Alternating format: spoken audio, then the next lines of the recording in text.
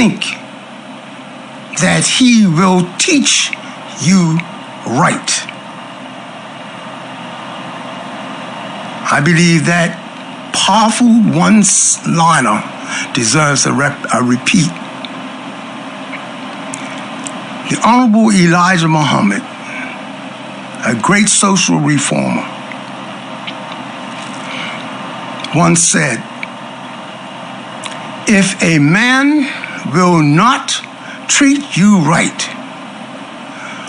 what will make you think that he will teach you right?" That's worthy of thinking about very deeply. The enslaved has been known to have received and was educated from a different Bible than the master had when they were dealing with religion. I'm not saying this to create a problem. These are facts that we have to consider if and when we look at moving forward. The enslaved, the children of the enslaved, the family of the enslaved was educated from a different Bible. The master gave him a different Bible than the master was reading from. That's going down in history as being a fact. I'm not saying this to create divisions. I said interfaith meetings is gaining popularity worldwide. We're forced to discuss these things because in order for us to go forward, we have to make some major corrections of things that have been wrong, that has been misleading. The things that are misinformation, they fall in the category of being misinformation, incorrect information. We can't be true to ourselves knowing this and not wanting to at least think about how we should address this and look at trying to correct it if we have an opportunity to do so.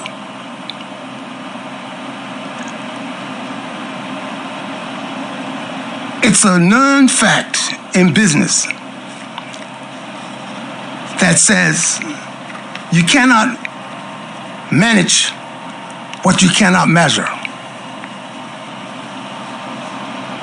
You cannot manage what you cannot measure. Now, measuring something, you use some sort of rule.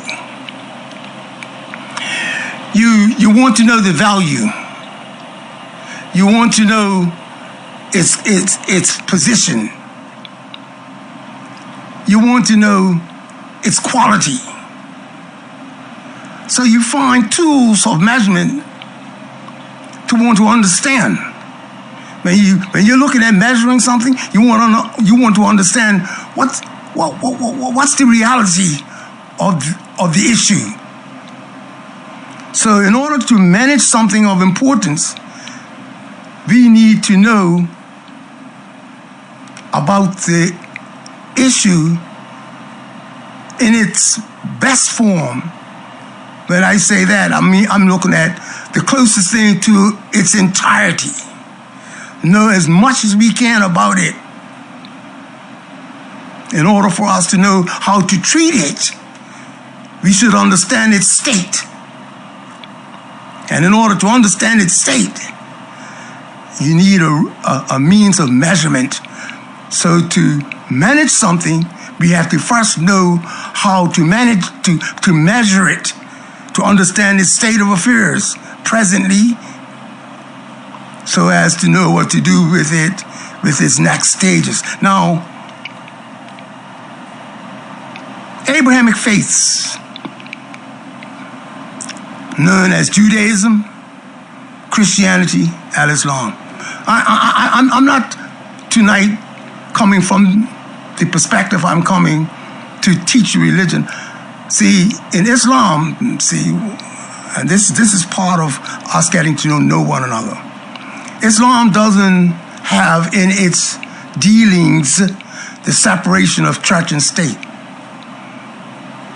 Islam has a way of dealing with matters of the public through the insertion of best practices as relates to the guidance of God.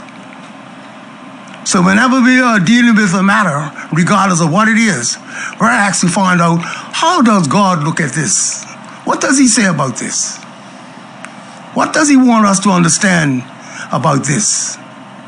And when we get that clear in our mind, then we go about trying to find the best way of dealing with a matter on our plate. With no separation. We don't wait to put it in the spiritual realm or wait for a holy day of the week where we go worship and talk about these things. 7 days a week, 24/7, we're supposed to apply what God says about everything that we are dealing with. And we apply it to measure social, political, business,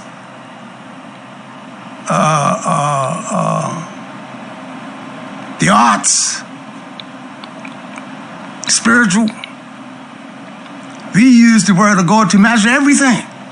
There's no separation between church and state. State meaning the people, church meaning the spiritual word.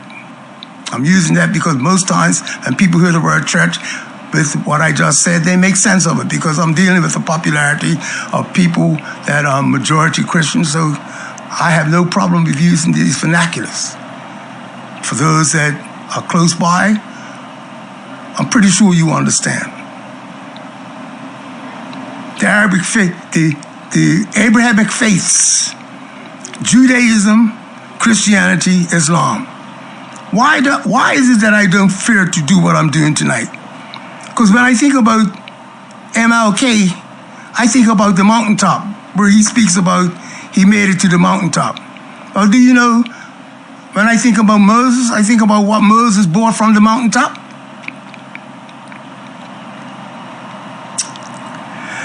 When I think about Al-Hajj Malik Shabazz, I think about how he was directed by his belief and faith in Al-Islam that allowed him to take the stand that he took. He was influenced heavily by Al-Islam. When I think about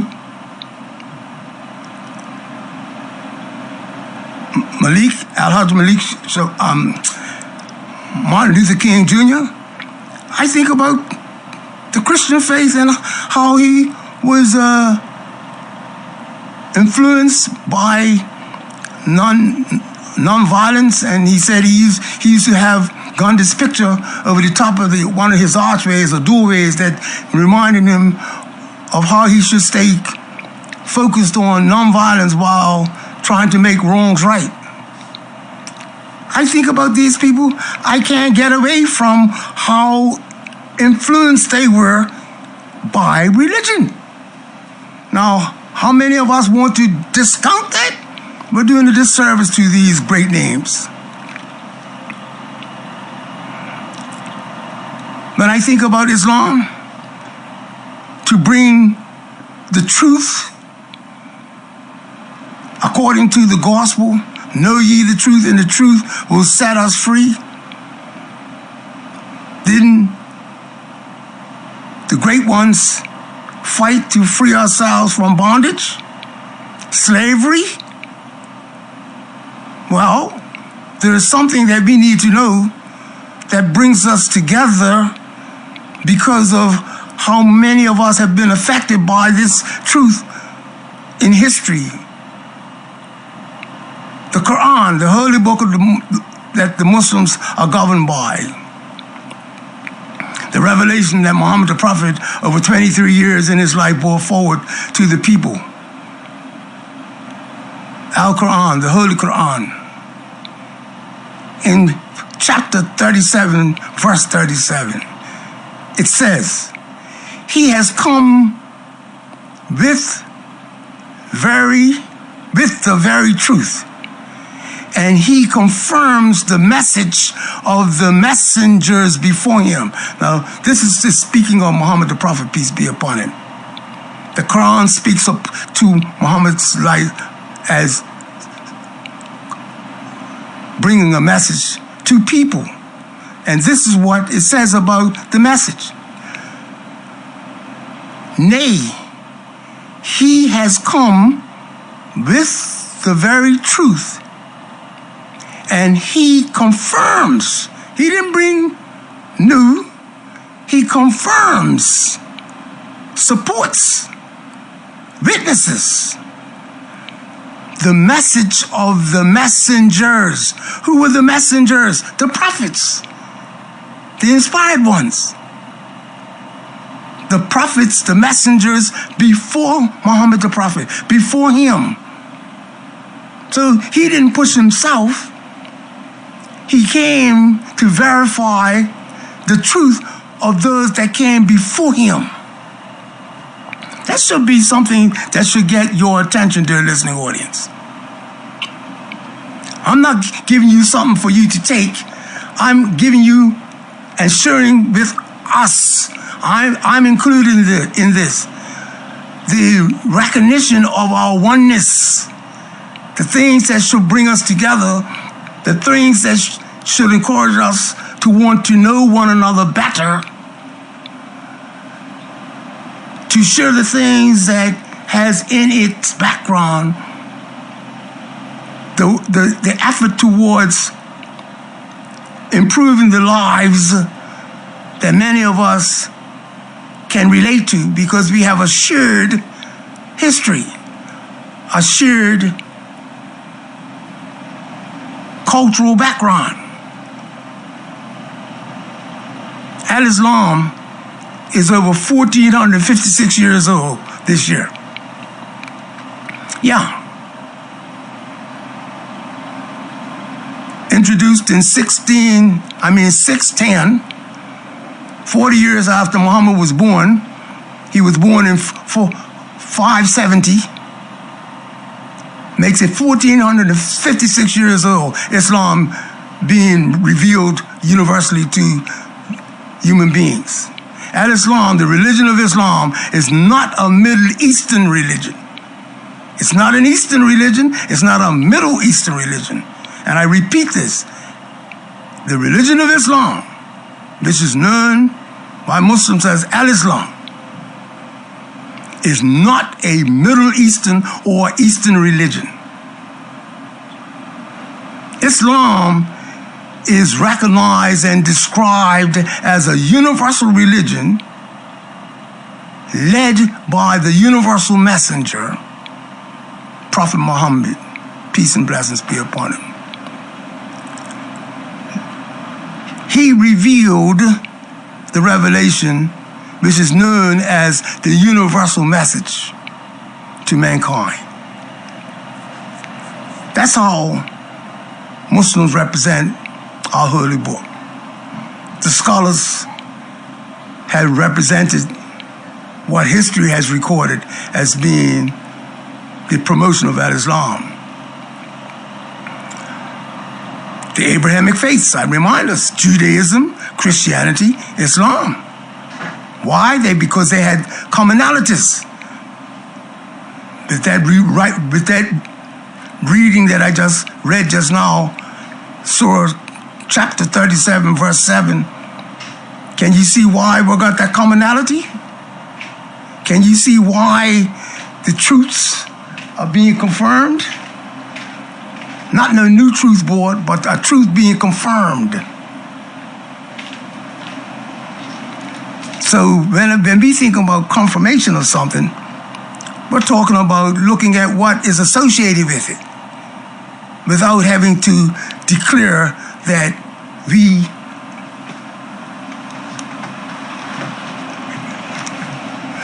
we are exclusively with the truth.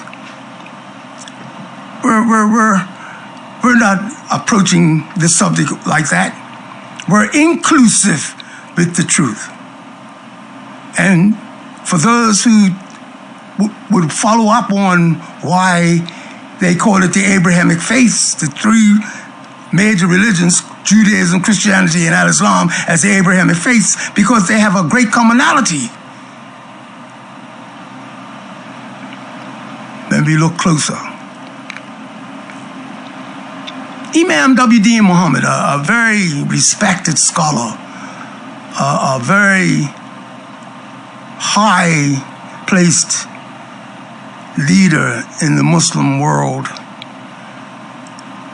throughout his homeland, United States, well known to be a great leader and not just a leader in spirituality, but he was a very balanced leader. If you look up his history, Imam W.D. Muhammad was a respected scholar. During the late 90s, because he passed away, I think it was in 2008 or just prior to that. I'm not certain what the date, but I do know it was before Barack Obama became president, and he became president in 2008. So just prior to that, Imam Muhammad, God bless his soul, may he be forgiven of his faults and his sins and be admitted amongst the righteous. In the late 90s, he was asked what was responsible for Islam being the fastest growing religion at that time.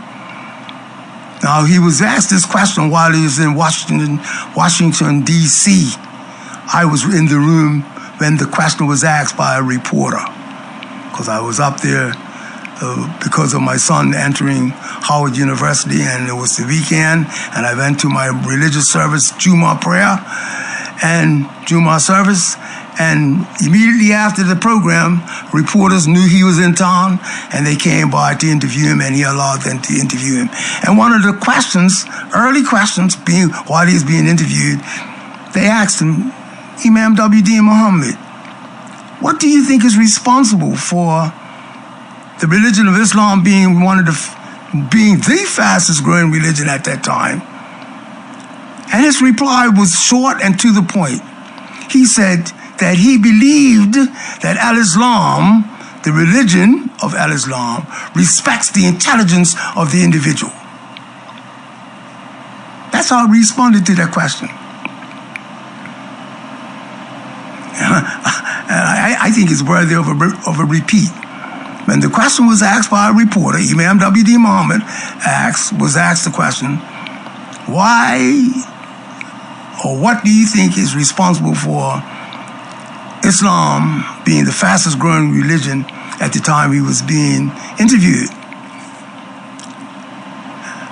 And Imam W.D. Muhammad replied with a short and to the point answer. He said he believes that it's moving that way because the religion respects the intelligence of the individual.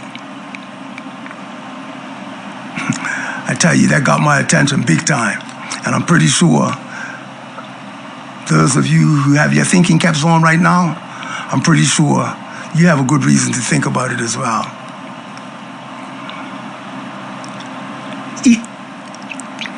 Dr. Radal Tankard, proud to be a friend of his, he's written a book, Islam in Africa. That is the title of the book that he wrote, Islam in Africa.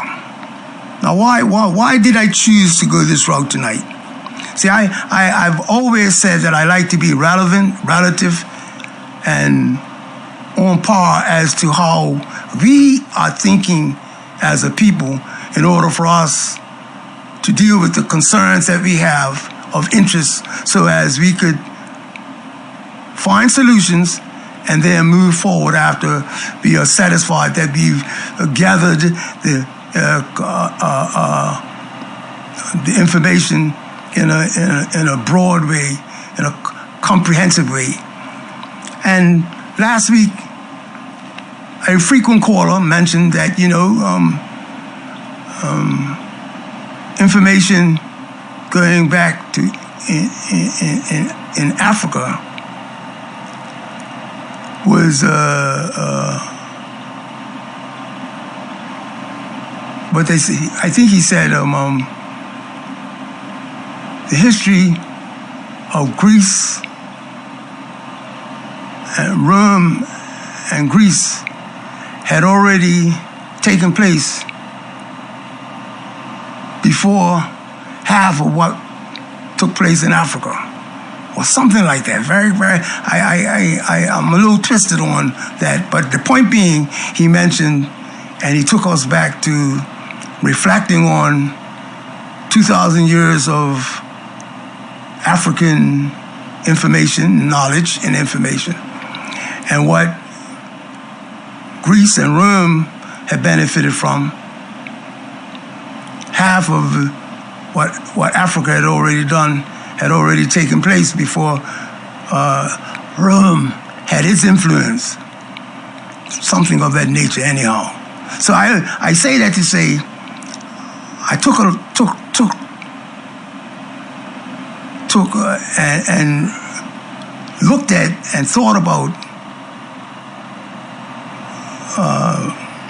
history having to do with Greco history, Roman history. Then I look at the timelines when he mentioned 2,000 years of Africa. I looked at almost 2,000 years of Islam. But I thought about almost 2,000 years of Islam, because this is, like I said, the history of Islam says it's 1,456 years old. Close to 2,000 years. So when I reflect on what this wonderful author has done, Dr. Riddell Tankard has done in his book, Islam in Africa, I'm going to read something that he has in his book. Prior to the arrival of Islam on the Arabian Peninsula, there was no authority that accepted the responsibility or took the initiative to liberate the enslaved. That is, up until the time that Prophet Muhammad, peace be upon him, arrived on the world stage. Prophet Muhammad delivered the Quran and, in the process, made Islam the first authority to set about freeing the bondman and the bondwoman, which meant slaves at that time. That's what that word bondman and bondwoman means, slave men and slave women. It was the advent of Muhammad the Prophet, peace be upon him, and the teachers of Islam, in the process, made Islam the first authority. Listen to that. First authority to to set about freeing the slave, be male or female. In his book, he acknowledges Bernard Lewis. Now, Bernard Lewis was a British-American historian who specialized in Oriental studies. He's also known to have specialized in Islamic studies. He was also known as a public intellectual and political commentator. It would be nice for us to look into some of his work. I saw a little piece of it just before I came down here. My dear brother, in his book, forced me to go look into some things. But I want to stick with what this brother has brought forward, because he's done a good job in creating interest if we listen to the words. It was Bernard Lewis who asserted that while many rejected slavery in Greco-Rome, in the Greco-Roman world, abolition was never considered. Now listen to that. While many rejected slavery in the Greco-Roman world, abolition was never considered. To abolish slavery was never considered. To stop slavery was never considered. Notably, Muslims brought two major changes to slavery. One was the idea of freedom, and the other involved the ban of enslaving free people. 1456 years ago, the religion of Islam addressed slavery to the point where they didn't just acknowledge their disagreement with slavery, they worked to make sure that the enslaved was freed, and then worked towards making sure that they never enslaved another free person again without fighting against it and preventing it. Muslims went to war to prevent people from being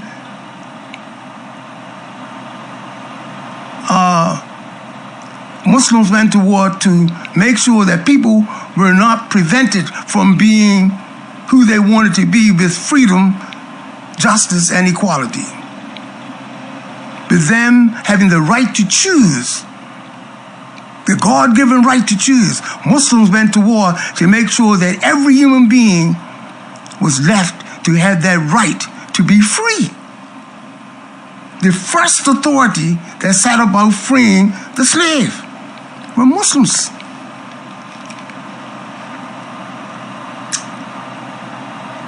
Before this, however, no individual, institution, or religion sought to reform the institution,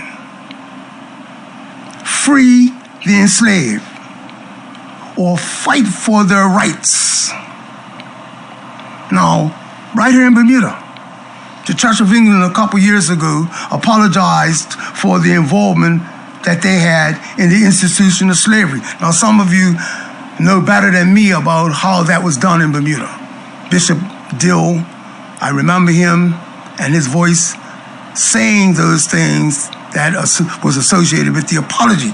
I can't remember right offhand what he said and how he said it, but I do know the Church of England representatives apologized on behalf of the Church of England for their involvement in the institution of slavery. Now, why do I bring that up?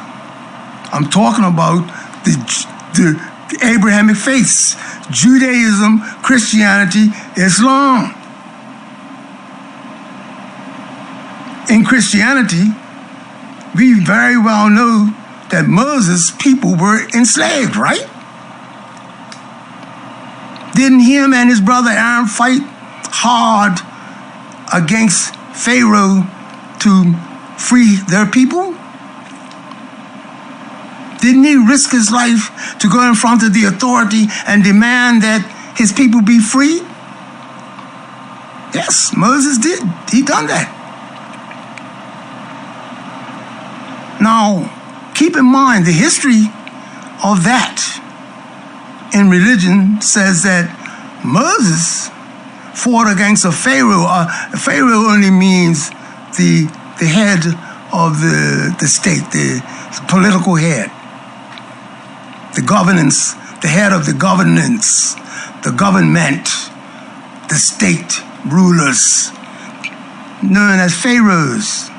At that time, the Pharaoh that Moses went up against, he wasn't just up against the Pharaoh. Moses went up against Pharaoh's high priest. Now that's something we don't talk about too much, see? Pharaoh had high priests working on his behalf to make sure that the Jewish people, Moses' people, were kept under slavery. The priests were working on behalf of Pharaoh to keep the people enslaved, made Moses' people enslaved. Please Don't hold it against me when I say this. We need to understand, in order to manage our situation presently, we need to know what the facts are that took place before now, in order for us to address and work with people who understand where we're trying to go, knowing where we came from.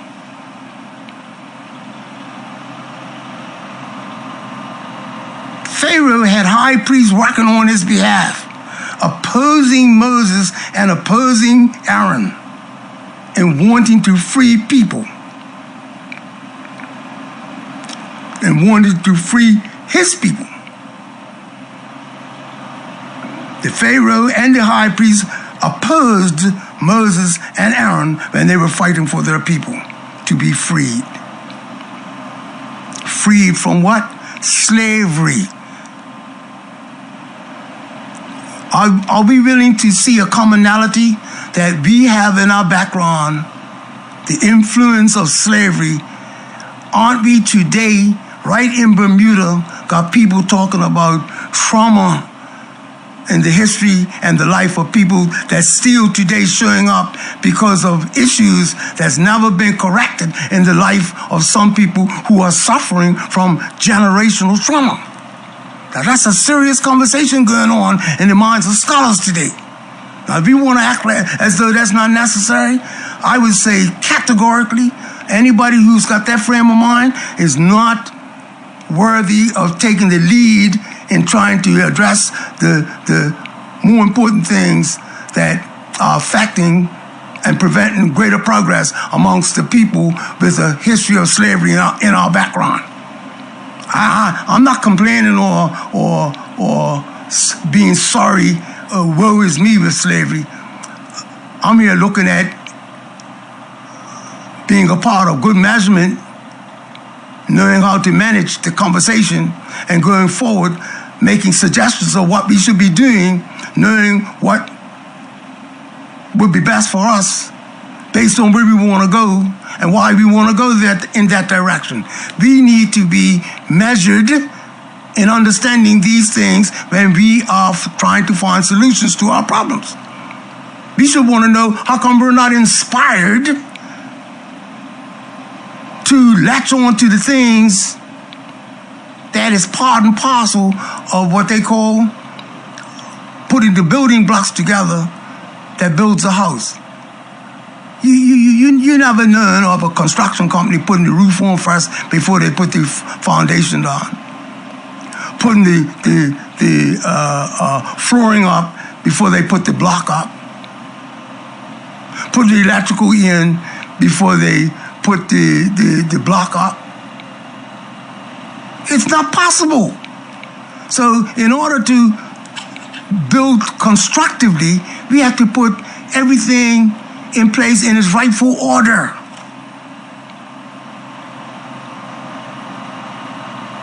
I conclude by saying this in my monologue. Reverend Martin Luther King Jr. declared that he had been to the mountaintop and he had seen the glory of the Lord. Moses even boasted that he went to the mountaintop and came down with rules and regulations. You know what that is, right? I'm not going to say it. Those of you out there in radio land, knowing your history and knowing what you know in religion, you know what Moses came down from the mountaintop with. But let me now focus on something that many of us seem to be admiring about Jews because of the success they have financially. They seem to manage themselves financially. They seem to know how to manage themselves business-wise. They seem to have a good insight and concept of the value of business in the life of community. They didn't just recognize that they were given guidance from God spiritually. They came down with an understanding of business that made them be the envy of many who has observed the way they do business. Now, so listen to the little nugget that comes along with this reminder. Moses went to the mountain and came down with guidance and rules, and he also ended up with a people that understood business and business savvy so much that they seem to be the envy of the world. They're not the only and best businessman in the world. I'm saying that the way people talk about Jewish business dealings, they seem to have a lot of admirers. So Moses didn't just come down with the tablets. Moses came down with an understanding of how to build community life. Martin Luther King Jr., ain't no doubt about it. Those who have studied his life says that he was truly an inspired man. But the scholars also, no, I wouldn't say but, along with that understanding, scholars have learned to have said that Martin Luther King, in dealing with the mountain that he climbed, was an intellectual mountain. He came back from the mountain with an understanding of how to address the people so as they could address the injustices that he was experiencing in his lifetime, so he could relieve the oppression of the people that he so dearly loved. And knowing that he wasn't a person that had a distinction of one type of people over the other, he was a lover of humanity, looking for a day where people would be judged by the character and their conduct rather than the color of their skin. People would be judged by the character and their conduct rather than the color of their skin. He was looking for a day where we could see the value of that. And he came down from the high mountain of intelligence, intellectual discourse, with an insight of how to at least approach what he thought. He done the best he could with what he thought was needed. And the world has benefited greatly from what he seemed to have left us with as an influence.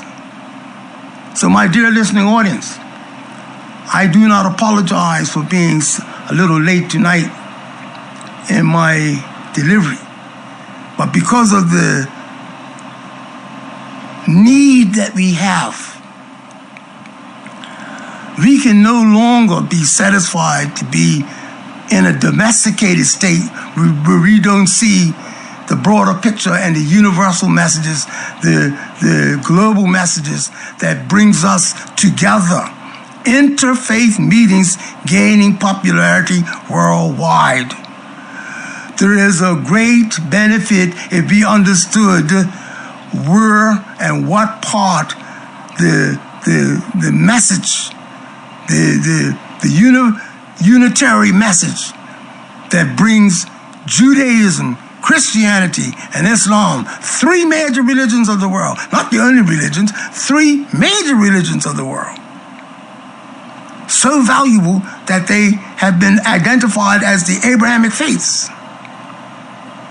But they just didn't get there in their recognition because somebody liked them.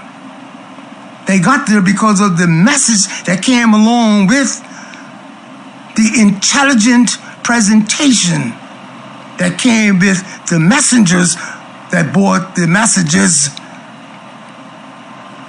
to people.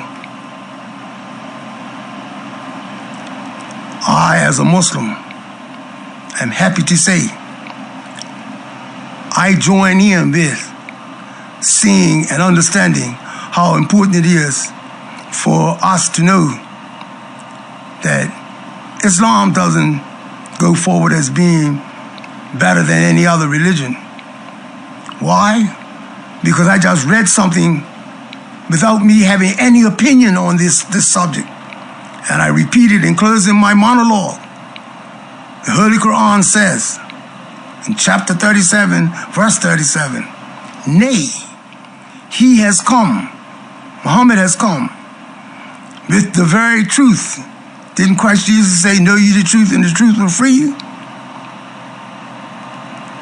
He has come with the very truth, and he confirms. He reminds us of the messages of the messengers before him. Dear listening audience, I pray to God that we could use this remaining time that we have on Balance Matters tonight to at least indicate that you have a thought behind these concepts, behind these words. We will benefit immensely when we share how we're being impacted,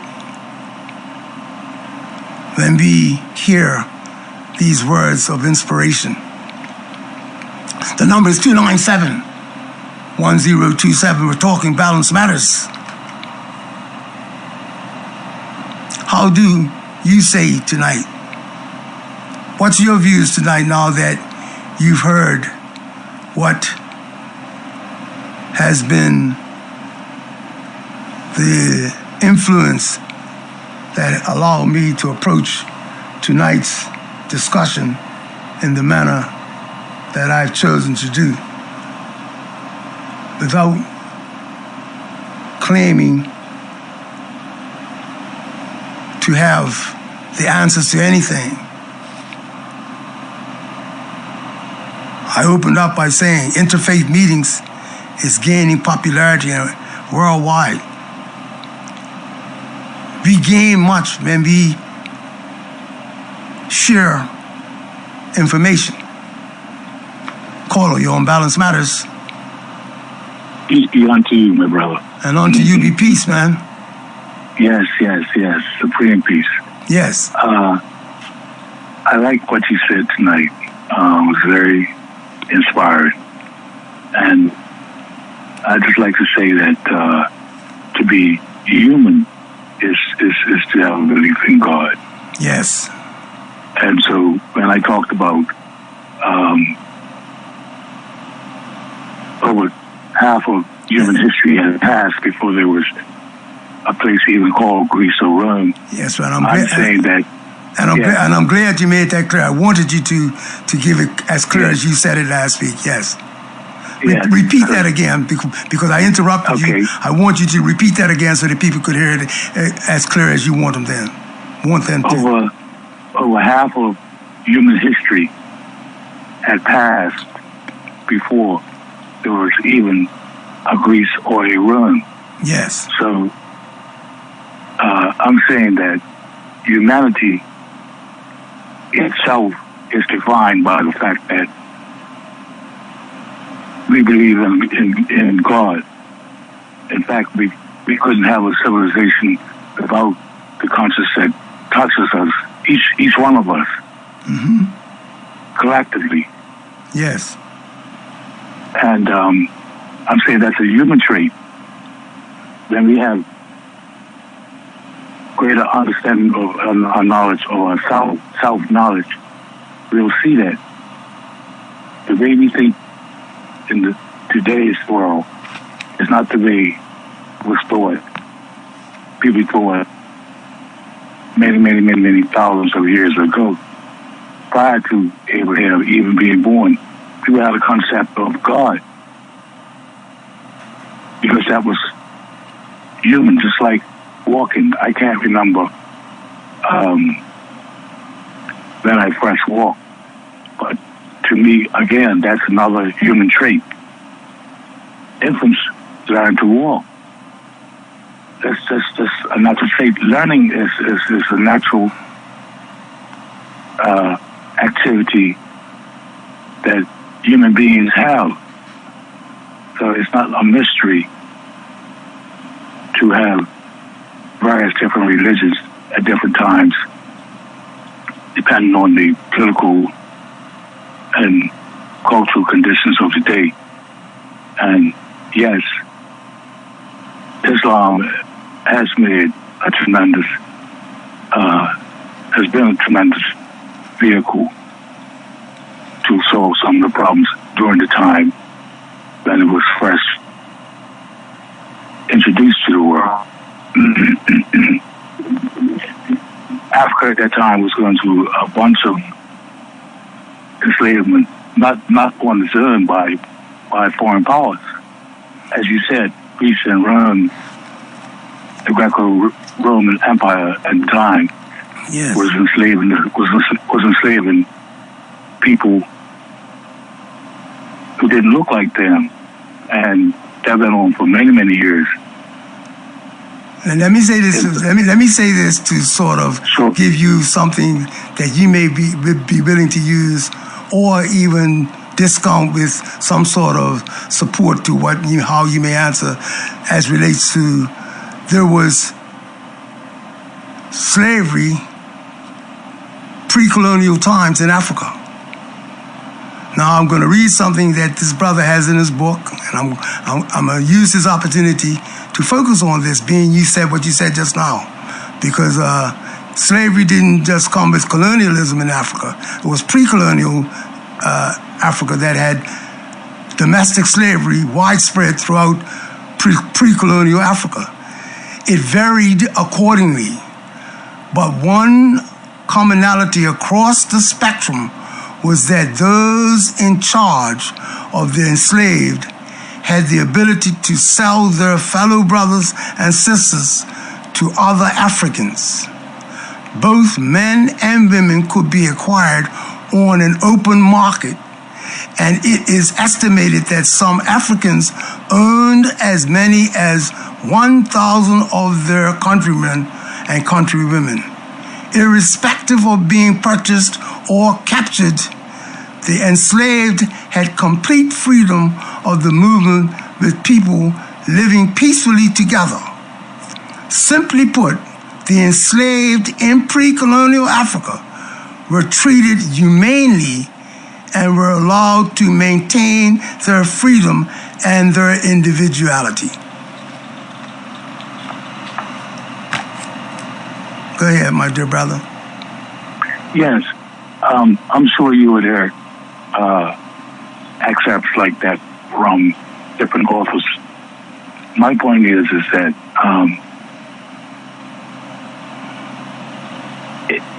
there's a history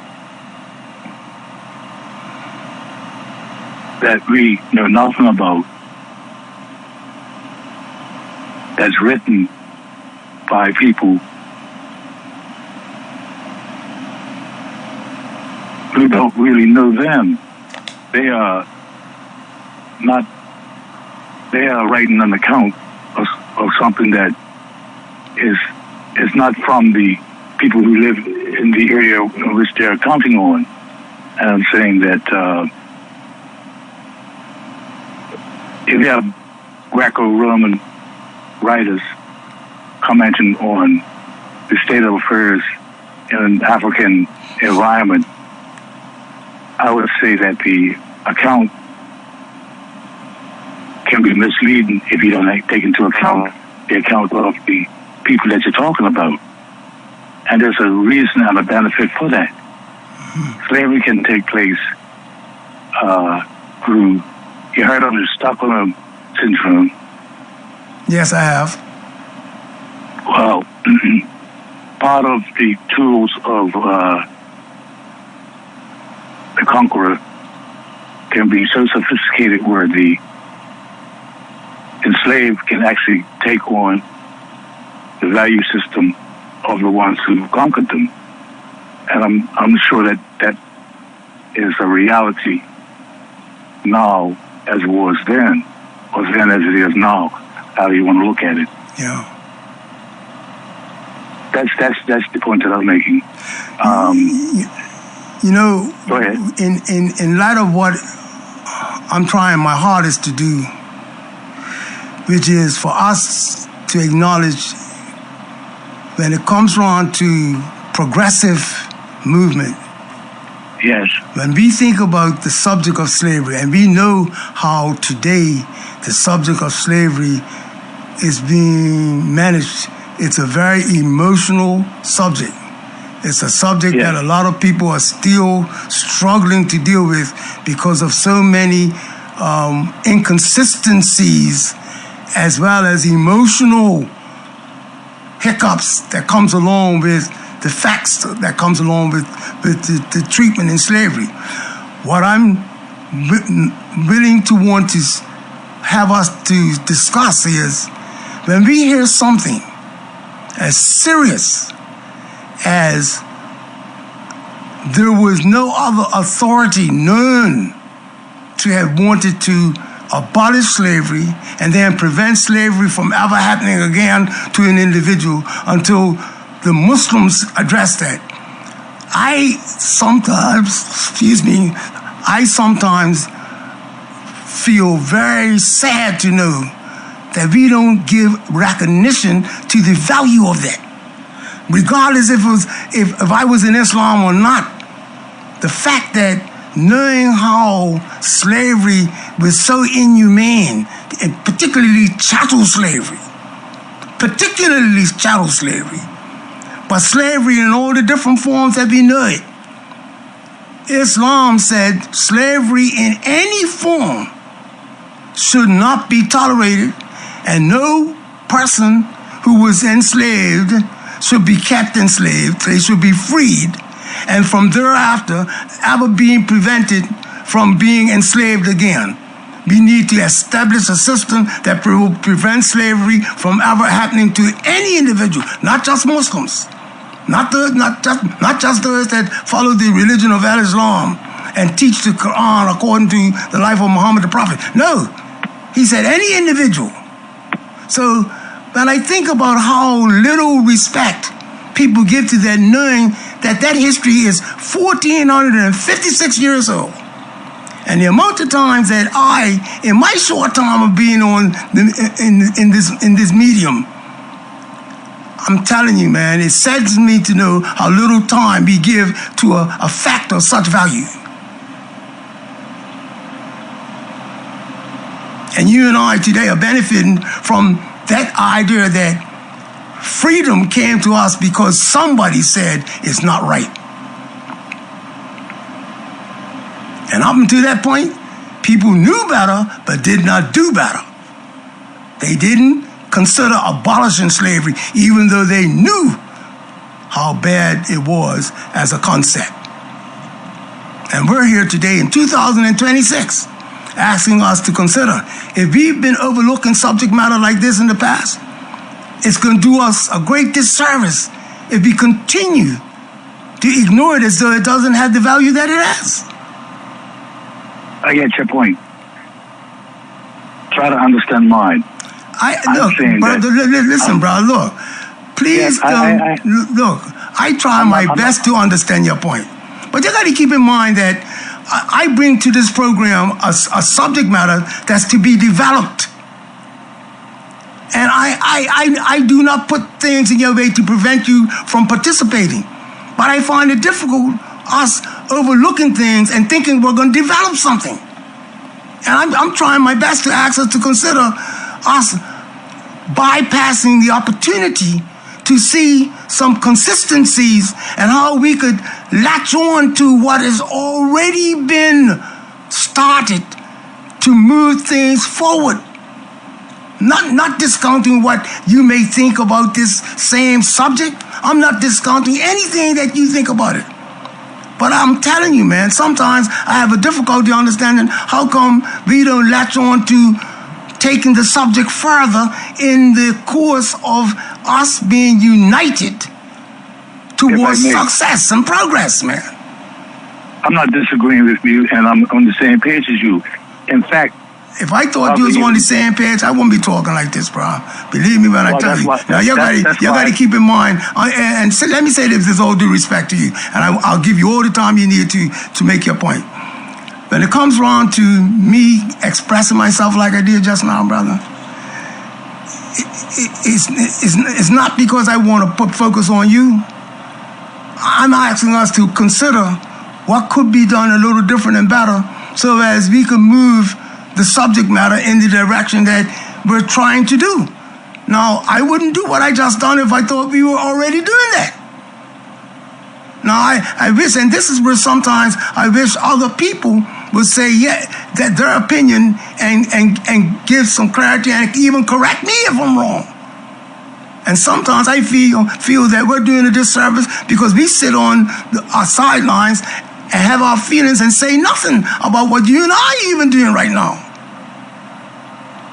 Yeah, go ahead, my dear brother. Take all the time you want to make your point. Thank you. When I say the concept of believing in a deity is a human concept, I don't know if you can expand it much more than that. You know, I'm saying that everybody's concept of God is a personal religion for that person. And so, however human beings here are on the planet, there's a religious or spiritual concept to that. That's knowledge of self. What I'm talking about, I'm saying that certain things that are only human are only human. And so the concept of injustice can be recognized in the conscience of all men, because that's human. And I'm saying that respect for people's perception and how they think to solve problems is a human concept. And it's vital for us to understand that it's not one way, and that's the way it is. It's multiplicity of looking at the world, and we can't solve the problems of the world with the thinking that caused the problems of the world that we have today. We can't do what? Say that again. Say that one again. We can't do what? We can't solve the problems of the world with the thinking that created that there's problems. We have to think in a different way. And if we have knowledge of self, we can discover what that way is, or the other way is, because there's a duality within us all. There's a real part of our being. Thank you very much, brother. I think I've given you quite a bit of time to have your points made, and I appreciate our patience with one another, and hopefully the listening audience can build on what has already been expressed as our intention and purpose, okay? Thank you very much. Have the rest of a great evening. You too. Calling on Balance Matters. Okay, the number is 297-1027. We're talking Balance Matters. Calling on Balance Matters. Hello? Calling you on Balance Matters. Caller? Hey, good evening, Brother Cole. Hey, good evening to you too, my dear brother. Hey, interesting conversation, interesting dialogue. Yes. First of all, let me say thank you for taking time to read some of those excerpts. Yes. I do want to say the purpose of me writing that really was to bring some clarity to the religion itself in light of many of the misconceptions that seem to float around about Islam and its role with slavery. That doesn't negate the fact that there are Muslims who actually continue to engage in slavery, and even to today participate in the activity after it had been outlawed and deemed as illegal. Yes. And so, despite the fact that Prophet Muhammad, peace be upon him, made the sacrifice to institute the law, Arabs and others, the Muslims, still continue to engage in this practice illegally. But it doesn't take away from the contribution of what it represents. And I think your point is highlighting perhaps how we can utilize the literature, the information, to benefit us going forward. And I think in your monologue, when you spoke about the Honorable Dr. Martin Luther King and Malik Yes. Shabazz, Yes. and their contribution to humanity and the sacrifice that they made using religion Yes. is a vital tool, a vital mechanism to move us forward. The concept of interfaith dialogue. Yes. You know, it's interesting. Many people have the perception that Malik Shabazz and Dr. Martin Luther King were at odds. They just simply had a different approach to the same problem. Yes. And it wasn't one being better than the other. It was merely the practice or the approach that resonated with the individual groups of persons. And I think the concept that the brother was speaking about earlier about the deity, it's the recognizing that there is a superior being and that latching on to that will bring us, in my humble view, the enlightenment as it relates to solutions to some of our problems. Mm-hmm. I don't really believe that based on where we are today, this is looking for some isolated solution based on one or two people's theory. I think we can use the data, the examples, because that's why they're written in the Holy Scriptures, so that they would be relative as time progresses on, humanity moves on. How do we interpret the literature that's been published? In my humble view, Donald Trump today is a modern-day pharaoh. Yeah, my gracious. Yes, sir. And many may see a similar kind of observance based on the practices that he's engaging in, because now there's no law in America. It's a lawless state.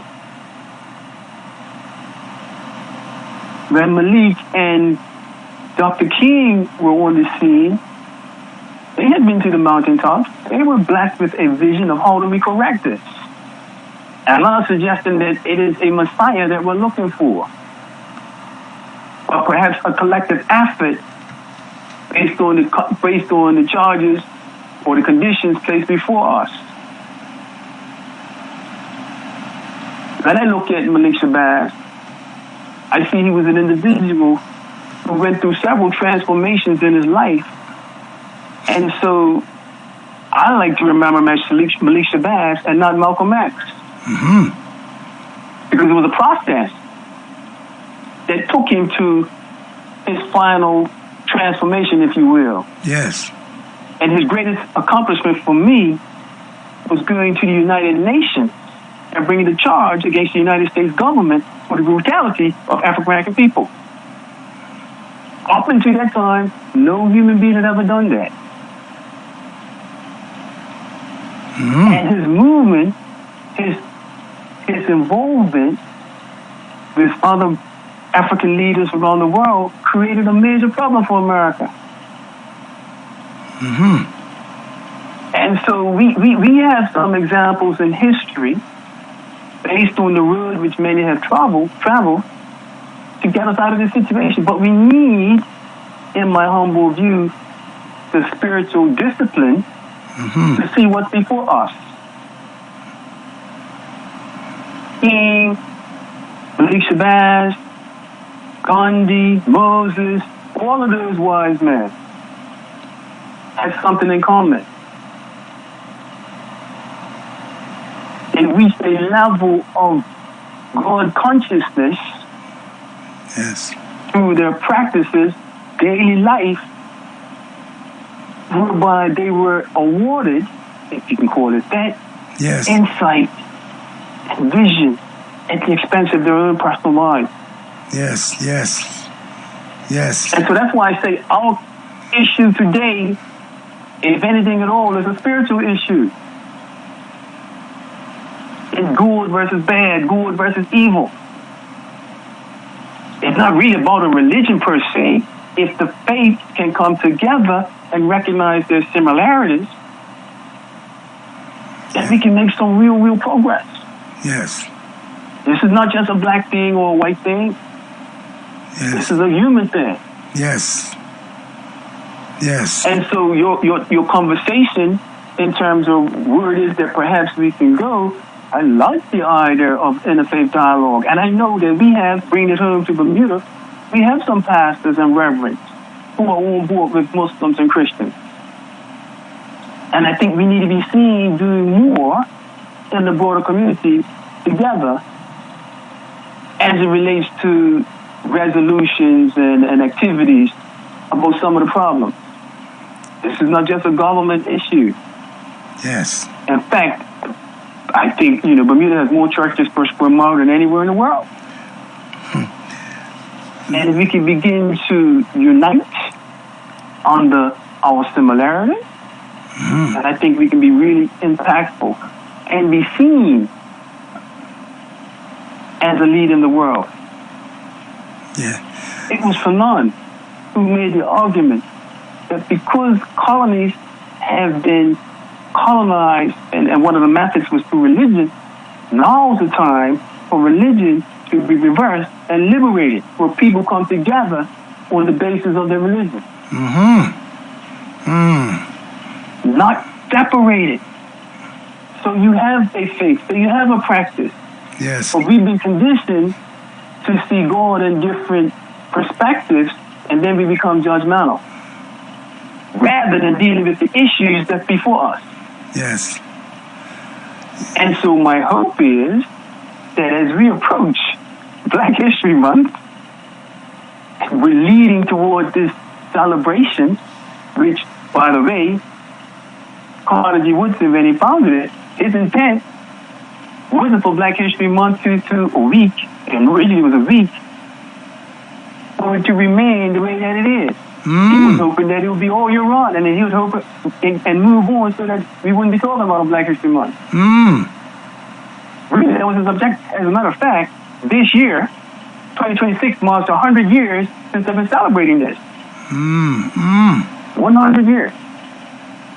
And Carter G. Woodson, and I know this, having attended Howard, the objective was really just to highlight some of the accomplishments of African Americans in light of the Reconstruction era having coming out of slavery and emancipation.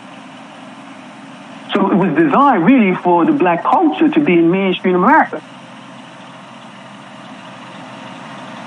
And so part of the charge was, listen, let's get this on the road. Let's remember from where we've come. But ultimately, those 11 months make up the culture of Black people, whereby it will not be just Black culture, where people will be free to talk about their historical experience. And so I think you're on that line in terms of recognizing the accomplishments of Muslims and how we benefited from it as it relates to slavery. Yes. And so I thank you for taking the time for reading some of the abstracts, for bringing this to light, and recognizing that, hey, we've got a ways to go. Yes. Now we're dealing with modern day slavery. That's our issue today, modern day slavery. What does it look like in all forms? It's more sophisticated. So immediately after 1834 in the Western, in the British civilization, and in America in 1865, there came the more sophisticated forms of slavery. Yes. To the degree now that we're talking about the human trafficking. Oh, boy. And it's right here in Bermuda. Oh, boy. Right here in Bermuda. And there were those who confiscate their nannies' passports and all the rest of it. Yes. We just don't have the evidence. I've heard of it. I can't write about it. I don't have the evidence. I don't have the proof. A person willing to come forward like that. But it's here too. Hey, my dear brother, let me say this here. You're so spot on. I had a personal experience with a nanny pulling me aside while I was in the bank, brother. Because they saw me on television dealing with a particular matter one time. And they pulled me aside and said, they asked me, am I the person that they saw on television? I said, yes. They gave me this story about what they experienced under the people that they were working for. And I'm telling you, man, they pretty well cried to me saying, please don't take this public because I'll lose my job. I can't afford to lose my job. But I just want you to know how these people are treating me and the different things that they're doing. And one of them was that they took the passport from them because of a certain matter that took place. And here it is, they were charged for something that was involved. If you looked at the face of it, it dealt with criminality, man. And they were being charged with a criminal act without having the due process, and they were made to pay a price because they were found guilty.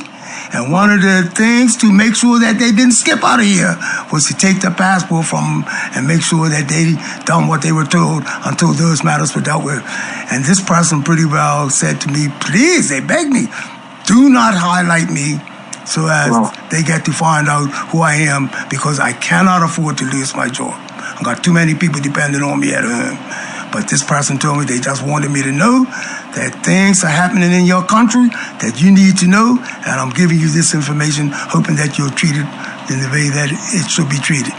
So what you hit the nail square on the head, brother, and I had that personal experience with a person that dealt with that teammate. So, you know, while you were talking just now, I was thinking about how history rewards us when it points to the civility that came with religious doctrine.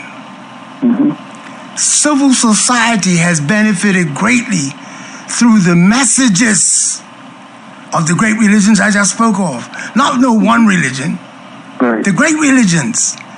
And when we look at the benefits of these ethnic groups that were put on the path because of guidance. They didn't just get any old guidance. It was inspiration from their creator. Absolutely. So for us to be a bit, I wouldn't say afraid, but sometimes we're not so willing to go forward and be bold with the presentation of these facts, because we don't think that the public will respect religion when we present it like this, because we've been convinced that politics has the answer. The social society has the answer. No, some of the greatest and worst problems of man's inhumanity to man was solved by an inspiration from God. Sure. So we need to be bold with this, knowing what? We have people, and I call their names. MLK, Mandela, Al-Haj Malik Shabazz, Muhammad Ali, Mahatma Gandhi. These guys went forward and said, look, we have an issue that's worth giving our lives for. And these guys said, they make no mistake in saying that I'm inspired to come forward because of what God said. No. Look, I remember looking at Mandela's funeral, man. God bless his soul. One of the people that was responsible for managing the funeral said that Mandela made sure that he wasn't buried by one denomination. I know you remember his burial, mate. His burial service was represented by 3 major denominations. And he wanted it like that because he didn't want people to think that it was one influence that took him down the path that he went. That was part and parcel of what he wanted to leave as his legacy, for people to understand that he was influenced by truths, and that truth wasn't just limited. Right. So when I think about what comes along with, what comes with Judaism, what comes with Christianity, what comes with Islam, good moral teaching, that's what comes with it. And an elevation of people who were downtrodden, misrepresented, and disrespected, and they rose to high heights of leadership. Why? Because they got to see what their true value was. And this is why I tried my best to inculcate today's message with what we can't run away from, which is our history of slavery. Sure. Yeah, my dear brother. So part of that too is that with this religion, if you realize those prophets or messengers, they had come to a people who were oppressed. Yes. And so in many instances, it was easier for people, or more convenient for people to embrace a religion or way of life that gave them some level of structure because of the oppression that they were encountering. They had a figure that they could look up to. There was some guidance. Yes. In addition to the men who we cited, I know previously you've highlighted Harriet Tubman. Yes. To tell the truth. Yes. These were women who had the courage to lead others to freedom. And so you're right, when we are inspired, and that comes from that innate energy that connects us to this divine source, there's nothing that can really stop us. Yes. That comes along with understanding who we are as an individual and getting to know self. Mm-hmm. Yes. That also speaks to the journey in which we're on in terms of seeking truth. Yes. Sometimes, go ahead. Sometimes, we're preoccupied with the truth as it relates to the textbook or someone else imparting knowledge to us. Yes. Sometimes it comes from within as a result of being blessed by the Creator giving us guidance. Yes, man. Yes, man. And so we've been taught not to listen to ourselves or understand who we are as human beings and individuals. Yes. No, the brother's right. We need to begin to listen to self. I've heard you talk about those five senses, the common senses. Yes. And us using our intellect to engage into the environment. Yes, sir. That's what those brothers did prior to the advent of Scripture as we knew it. And sisters, that is. And so we're people on a journey. We've come through rough times. We're still struggling. But in the struggle, because that's where the progress comes, right? In the struggle, we have to listen to one another. We have to be engaging. And with this interfaith dialogue, and it may not mean that it's just Muslim, Christians, and Jews. Let me say this here. We're beginning to notice a very large Philippine population and Indian population on the island. It won't be long before they will be establishing their institutions. Yes, sir. Hey, things are evolving. Does it mean we exclude them? No, you can't. They're part of the community. Oh, yes, sir. It's about engagement. And they deserve the freedom to express who they are. Absolutely. That's right. It's a God-given right. Hey. Whether or not we can accept it. But we've come a long way, no doubt about it. We've come a long way, and we have a ways to go. And I firmly believe that if we believe in who we are as a people and what's been given to us, and if we exercise that right and the knowledge and the wisdom and the understanding that we have, along with the respect, then we can move forward. Yes. First as individuals and as the collective. Yes. As the collective. Yes. And our issue, in my humble opinion, is a moral one. Yes. It's a moral one. Yes. The fact that we come together, it's a moral issue. Yes. We should not be separated from society on the basis of our differences. Yes. We know, divide and conquer, right? Yes. Yes. No. Yes. 2026, we need to be wiser than that. Yes. Yes. And it may be that, we can begin to visit one another's places of worship for an hour or two, just to see how we do things differently. Yes. So that it's not so superficial. Yes. But anyhow, I thank you for the time. I thank you for your conversation. And I thank you for giving us the book, Islam in Africa. Well, we thank you for giving us this book. All the credit to you, goes to the Creator. Yes.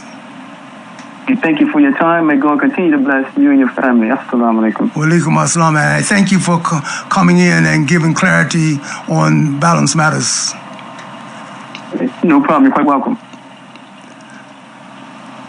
Yeah. The caller just now said that, he saw present-day leadership in the United States as being corrupt and reflective of a modern-day Pharaoh. Corruption at its best. Now, there was a song written by a citizen of the United States before President Donald Trump became president in his first term. I'm going to play the song that was penned so you could get to hear why this person had this sentiments that may be associated with corruption that brings that caller into play as to how real his feelings are.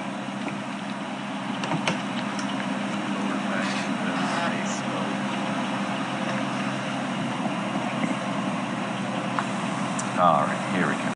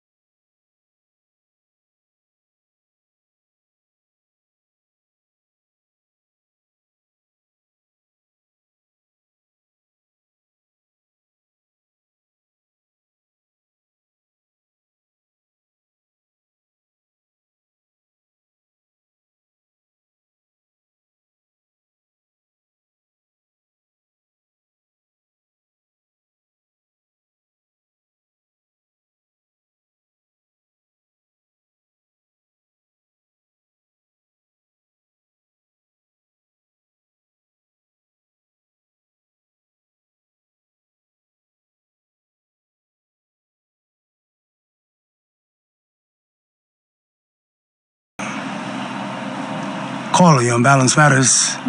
Hello, Hey, Brother Carmel. Yes, hey. Hey, Glenn Bubba, how you doing, man? I'm thankful, Glenn. How are you, man? Good. Yeah. So I haven't been able to. I just when I turned it on, he was playing that lovely piece just now. Who the artist of that? Who's the singer? What is his name? It's beautiful, anyhow. Go ahead. Continue talk. I'll give you the name of it before I go off. Yeah. His name, Leslie Odom. Leslie Odom. Yeah, I remember that name from way back, huh? Yeah, Leslie Odom. It was nice tune, yeah. Yeah, and it was well done. Well done. Yes. And music is, it's really essential. Culture is so essential, and especially in these times, Yes. Times. I hope people are taking our time to enjoy, and we have especially those of us who came up through our generation, we have some really good, favorite tunes from way back here. Yes. And now that you can pull some of that stuff up, real quick. Yes. Yeah. But look, I'm calling you in particular because, as you know, I'm always trying to do a little something where I can help in terms of the community because, we've been out there a long time, Carmel. Yes. And I had meant to call you specifically about this. Next week, Monday, is February 2nd, which would be the anniversary of the Balco crisis back in 1965. And so we did something last year. We worked last year. In fact, Balco, Wayne Keynes, they actually, we sent the suggestion out, they embraced it and did something on site, a lot of our staff. And then we, on that Sunday, which happened to be the second, I think they did that thing on the Friday morning at Balco. And then on the second, we had an event at Devonshire Rack, like a forum, that thing. And went off nice. This year, what we're planning is something that we put together relatively quickly. And what we're doing is actually looking at that legacy, but with a view to addressing what's going on today. So sort of like a lot of people see me involved in doing a lot of history and say, oh, man, you're keeping the history thing there. But it's not about necessarily the history just for history's sake. It's about drawing from those lessons. There's people on whose shoulders we stand, brother. And when we get an appreciation of that, and of course, hey, that's half the battle right there. So on Monday, the 2nd, we're having a silent walk for peace and community, which will begin at Balco, outside of Balco. We gather there. We're going to leave promptly at noon so that we can make our way within the lunch hour over to Devonshire Rack. Let me say this here before you go off, Dale. I need to say this to you, Glenn, not Dale. Sure. Glenn. Did you hear the program? Did you hear my monologue?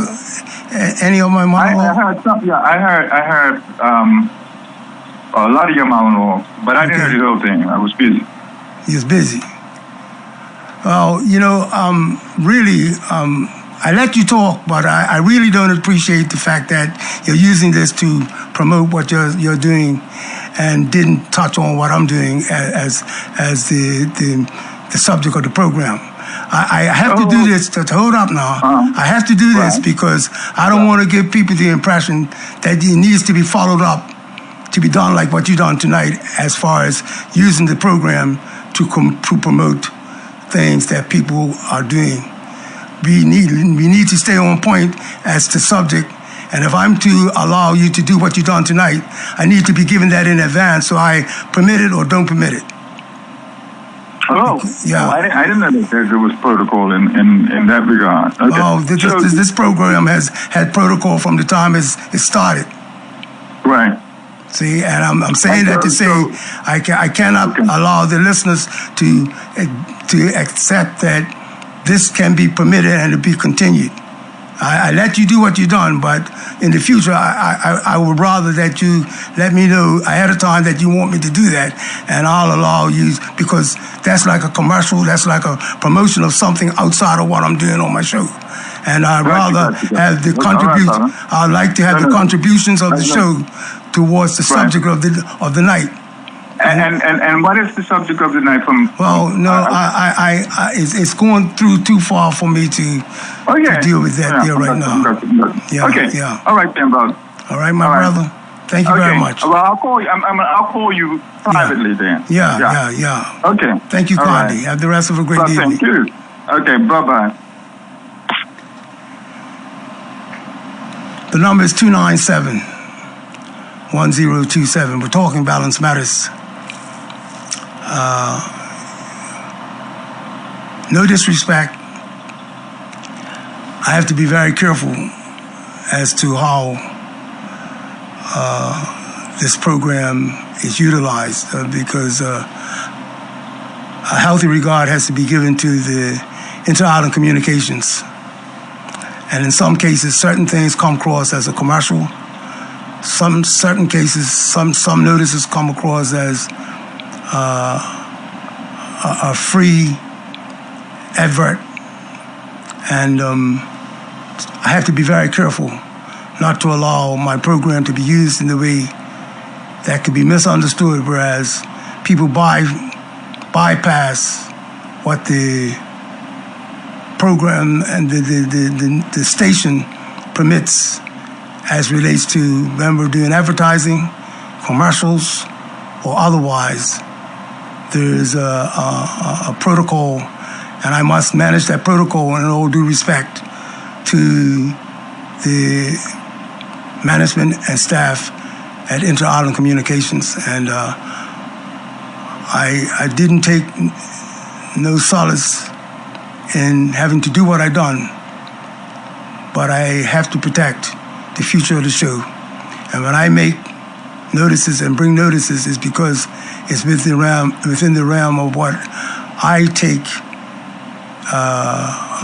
the risk of promoting when it comes on to community programs that are to be projected as a commercial or an advertisement. Caller, you on Balance Matters. Caller, you on Balance Matters. Good evening. Good evening, sir. How are you? I'm thankful, sir. And yourself? Just fine. First time this year. Yes. I've been able to get in. Yes. I've been a little busy. Yeah, that's okay. Things, Yes. A lot of things clashing in this month. Yes. But it's good.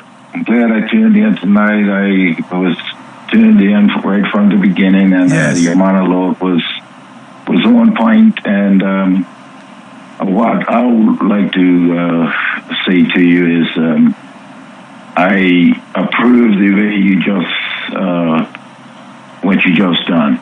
Yeah. And it's not the first time you've had to do something similar, and I understand it. You got to protect the integrity of the show, and of course, I support that. Yes.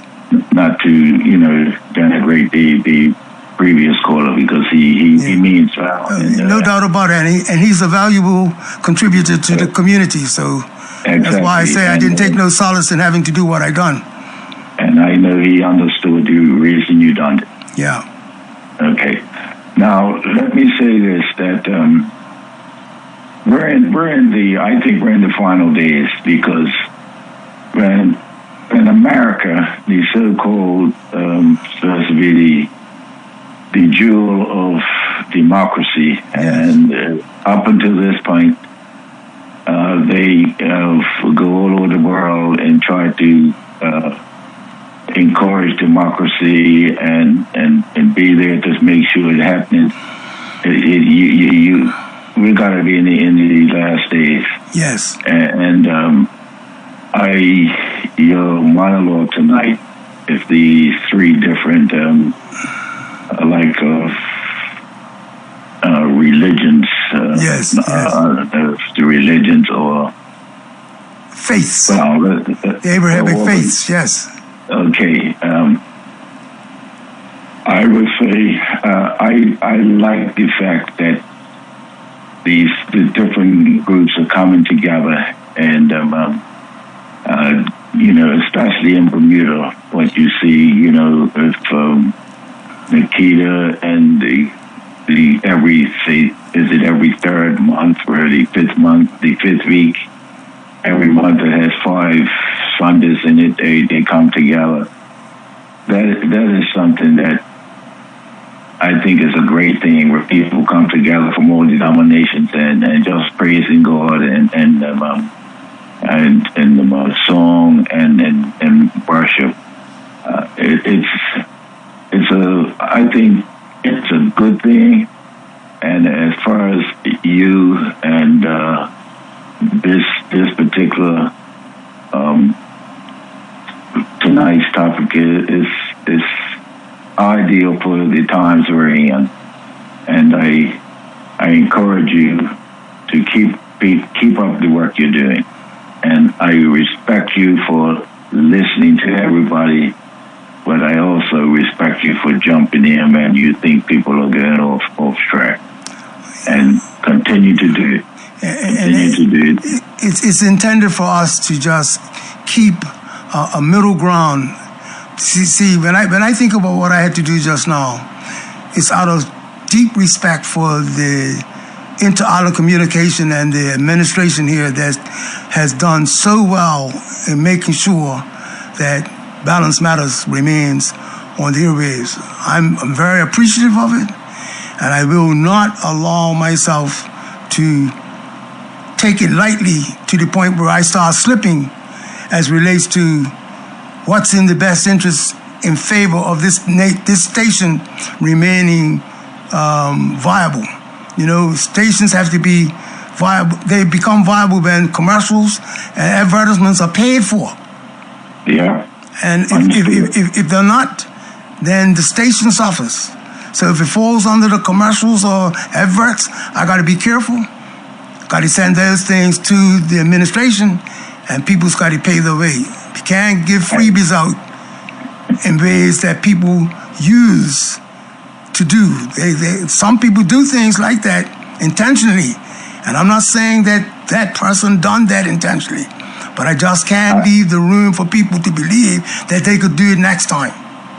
Yes. That's all I'm doing. Somebody else listening in would say, "Hey, you done it for him. Why not? You're saying being biased." Yes. But I understand, and I say you done the right thing. Thank you. Before I hang up, I'd just like to also say that Mr. Blakey and his wife, they deserve a lot of credit for doing what they do. Not only having these radio talk shows, but the different events they put on for the community, Inter-island communication has done a yeoman job in serving Bermuda in the manner in which they've managed this medium down here. They need to be given recognition immensely. Thank you very much, sir. Okay, you have a great evening. You do likewise. Have the rest of a great evening. Thank you. The number is 297-1027. We're talking Balance Matters. It's never too late to learn. We're never too old to learn. We've been advised that an open mind allows us to learn from the cradle to the grave, from childhood to our death. We should be open-minded. Sometimes it's difficult to allow what open-mindedness does. And sometimes forces us to see, even within ourselves, those things that may not be so comfortable. To internalize and let it be a measurement to look at ourselves, not to just look at the other individual, but to look at ourselves. That's why I loved what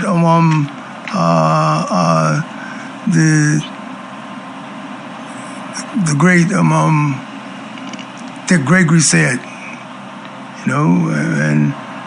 and we have an opportunity to have discussion.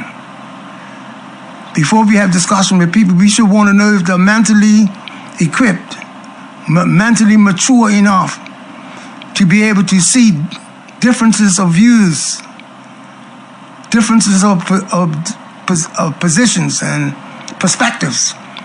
If a person's not able to do that, we should not spend our time talking, because we're not going to get too far with that type of mentality. No disrespect to the individual, but we should want to know how open we are to see things in the best light. That's all I'm suggesting. Caller, you on Balance Matters? Yes, good night, Shakir. Senator Shakir, how's everything tonight? I'm thankful to you. I'm thankful to you as well. All right. I just want to say one thing for you before I go into the meet. Is you got to pay the cost to be a boss. And a lot of people are looking for free rides. But if your topic tonight is about religion and morality in solving problems, because religion changes a man. Yes.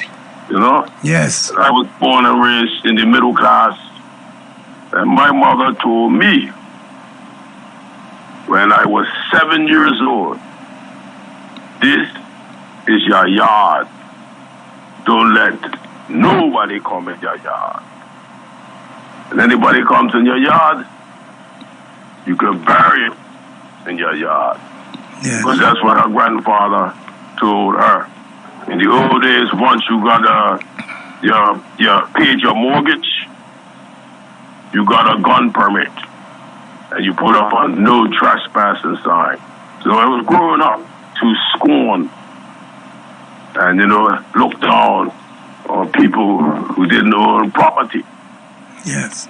But when I got into religion, as we're celebrating this full moon of Odua, the African king, is a proverb that says, a king who doesn't respect the poor is a king who will be destroyed by the poor. So I have to look at life different and be forced to walk the streets sometimes and talk to people who people call vagrants. Mm-hmm. Because there's another African proverb where it tells you, you're selfish. You need to give alms to the poor. Now, once you do that, and then you can walk these streets and have a conversation with somebody who may be, just like you said earlier, mentally deranged. You can tell when somebody's mentally deranged, when they say that. Do you know how to manage that relationship? Whereas you do it once in a while, you will check for somebody that may be willing to give them some money or whatever, Yes. And on a night like this, where the temperature's going down to 50 degrees or whatever, I saw a homeless man tonight. And I said, what you got to say to the people on a night like this? And it sounds mentally deranged what he said. And I was trying to figure out what he said.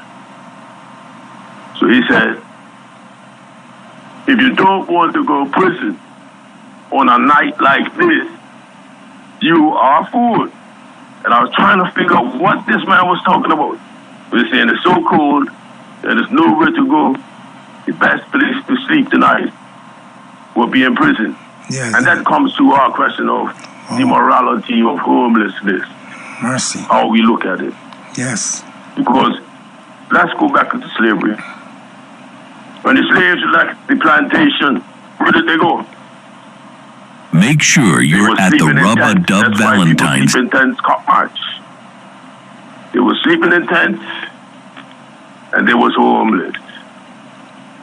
Now after a period of time, they moved and started to build houses, and then become landlords like today. And sometimes, if we're real successful, like Christmas. Yes. You go in a hotel room. Yes. You know, in a nice room, and we go sleep.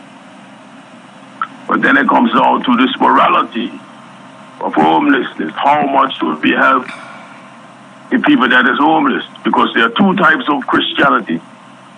Anyway, let's go to America. The Republicans freed people from slavery, and some blacks support Republicans. When you look at homosexuality and abortion, you have to look at your morality and say, do you really want to pay taxes to a woman who believed in giving a man a sex change in prison? As a religious minister, no way you're going to support a party that wants to give a man a sex change in prison. So that's why a lot of people voted for Republicans, because of the morality.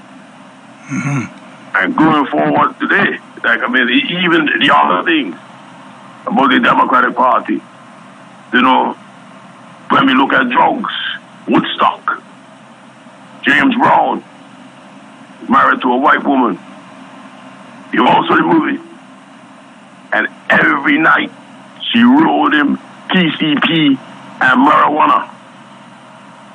So for morality reasons, people side. How much taxes do you want to pay to government? Whether you are a capitalist, that's like the church, you pay your minimum in church, 10% tithes, or under the Democrats, under the system, you have to pay Section 8, 40 hours pays a man's rent, and then 25% of your revenue goes to building the welfare state. So we can look at blame in America for this, blame in America for that. But I'm saying in Bermuda, we're, as religious leaders, our morality lies. Should a church be open to let a man sleep if he's homeless? And that's why I just want to bring that on the table today when it comes to your show and the management of staff of your company, Inter Island Communications. Yes. You know? Yes. Balance matters. Yes. Thank you very much for your contribution, sir. All right, God bless you. And the rest of a great evening. Yes, I did say last week that I always give support to subject matter that I deem associated with the contribution of Black History Month. And because of how relevant this particular promotion that I'm about to read is, I couldn't see how much congruent it was with what we were trying to do for the last 2 weeks. The subject of this program that's being put on by NABA Communications, who's proudly presenting a public lecture. This lecture will be presented by a religious leader by the name of Imam, I-M-A-M, that word means leader, Imam Yahya Abdullah of Jacksonville, Florida. He's been here before. Some may recognize his name. The location that this will take place will be at Dr. E.F. Gordon Memorial Hall on February the 7th, BIU building.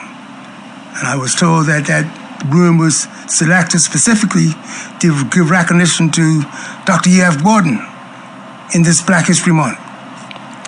And the subject of the night, which will start 6:30 to 9:30, is the rejected stern. Now, the rejected stern is associated with Islam. It's associated with fraternities. It's associated with Freemasonry. It's associated with moral guidance. That term, the rejected stern, comes up at different times on different levels. So I support this program and hope that it will be very well supported. Admission is free and all are welcome. Beginning Black History Month on Balance Matters, this program will be held February 7, 2026 at Dr. E.F. Gordon Memorial Hall. I thank you for tuning in to Balance Matters. I ask and pray to God that we will continue to be patient and be persevering with one another with the good intention of wanting to move the needle and manage the issues, knowing that to measure the issues, to know the quality and the value of the issues is to determine the tools we're going to use to promote the issues. I thank you for tuning in to Balance Matters. Tune in next week. Have the rest of a great evening.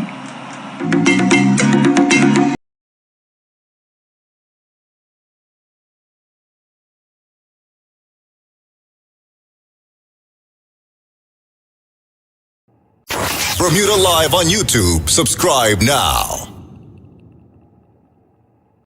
Bermuda Live on YouTube. Subscribe now.